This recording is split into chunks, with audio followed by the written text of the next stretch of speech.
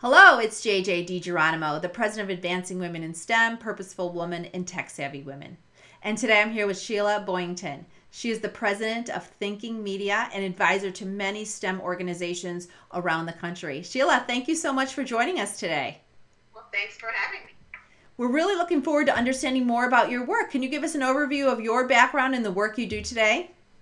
Yes, so actually a STEM background I do have. I actually have a bachelor's in chemical engineering and a master's in civil environmental from Berkeley, and have worked as an engineer in the past, but have really sort of transferred my work to working in the national STEM space over the years. Worked in workforce development and then now working in STEM education, because I believe we have the ability to move the needle on where we are as a country in advancing STEM careers for our young people as well as for those that are currently in the workforce.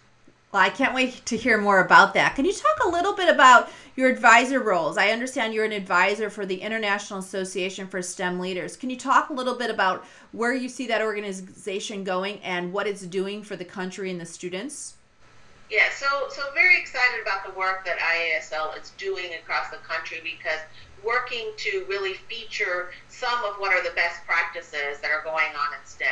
And honestly, there are a lot of different organizations that are doing much of this same kind of work, because our country has finally recognized very much so the need for STEM and for need for having more people that are trained in this space. You know, in 2020, we are going to require 123 million highly skilled workers, and we are only projected to have 50 million of those. So we've got a huge gap that we need to fill. And so we need more organizations and more people stepping in and stepping up to help encourage our youth to consider these great STEM careers that are out there, to move forward and moving toward those career paths. So anything we can do to really help escalate that, and that's what IASL and several other organizations I'm involved in are really trying to do. We're trying to move the needle, get more companies, get more people to understand this, put more effort into it, and encourage our young people, then showing them how great these careers can be for their future, not only for financially, which is certainly a piece of it,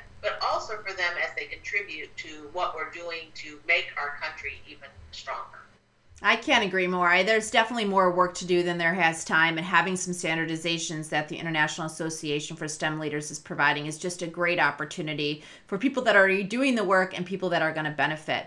Let's take a little bit of a look at entrepreneurs, though. I mean, entrepreneurship obviously is a thriving culture and a thriving discipline here in the United States that has really fostered our capitalism. Can you talk a little bit about what entrepreneurs can do in the STEM space? Yes. So actually, as an entrepreneur, and I have been one for the last 10, 15 years, and, you know, had some success in that as well. One of the things that I particularly like to tell our youth is that having a STEM background, and really for me personally, being an engineer, going through a formal engineering education, gave me the ability for problem solving and troubleshooting.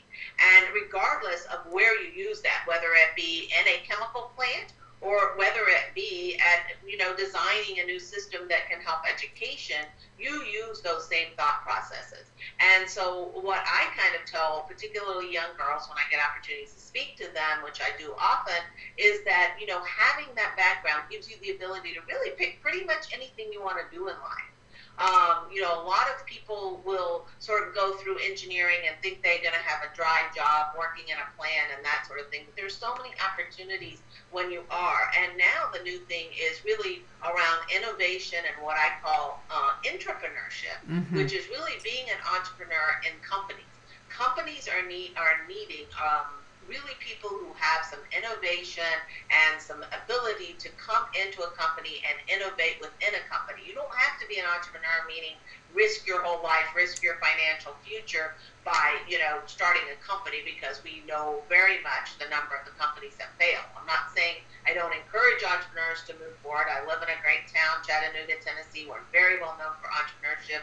I mentor a lot of young companies, but there are the hard conversations. I'll tell them this is not a good idea.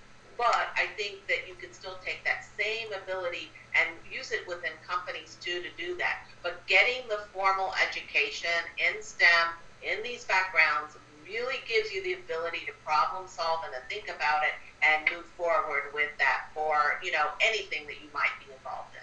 Oh, I think that's excellent advice. And something that I often talk about too is that intrapreneur is really pitching ideas inside to have that framework so you can focus on the actual product. I love it.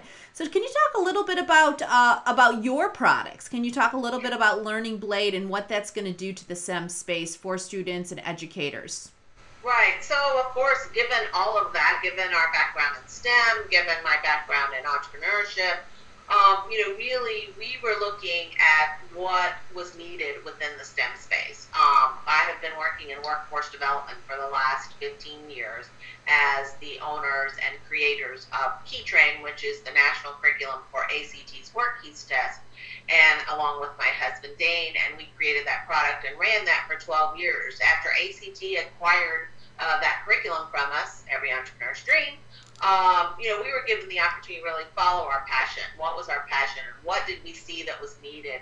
And in looking at the space out there, there was great hands-on project-based learning, a lot of things that were going on in STEM, but we realized the scalability, the ability to, reach every student, and what was needed, where were we losing kids? When we look at the data, we see that only 21% of students are actually interested and prepared for STEM.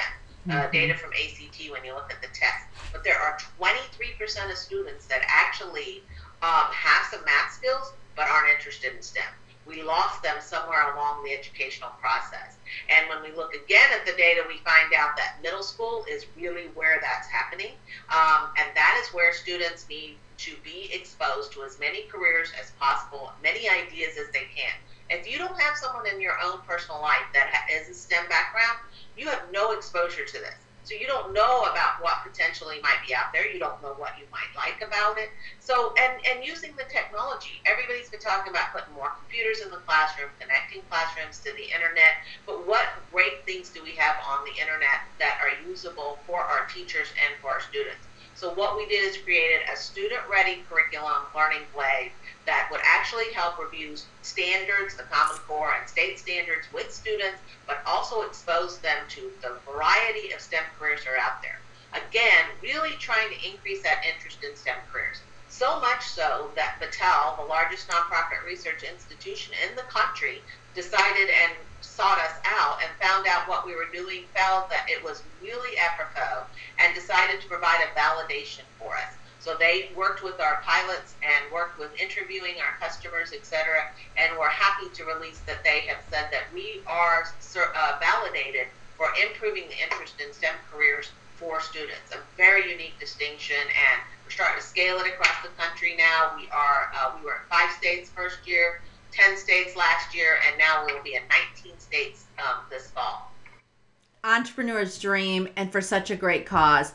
Sheila, it's so great to get your story. And before we jump off, I would love to know about your role in STEM Connector. Many people are aware of this organization. I'd love to know why you've chosen to be part of it and where do you think they're going to fit in the equation? Well, I think, STEM Connector, a lot of times you think about think tanks in D.C., there are a lot of think tanks in D.C. I call STEM Connector an action tank. Because not only are they thinking about what STEM is needed in STEM and how to connect organizations and companies and others, they are acting on it. And so I'm just pleased to be a senior advisor for them, as my STEM background is valuable in respect to the work that we're doing with STEM Connector.